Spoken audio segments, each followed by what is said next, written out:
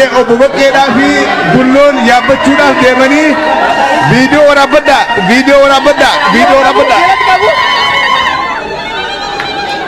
Viidiyoo yaa.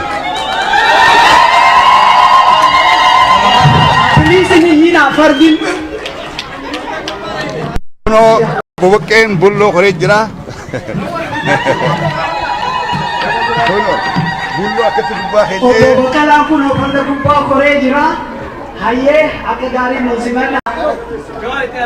Hayyee bullootti itti aanadha. Bullootti itti aana amma bulloon dhufura. Uno. Obbo Baqqeen Bulloo koreetti Bulloo irraa gabbaadhaa jira. Waan ajaa'ibaati ammaa kan iddoo deema. Jawwee qaaringaa. Ummata please dilechina ummata please fardin ce'an. Akka Bulloon qaamaan dhufee.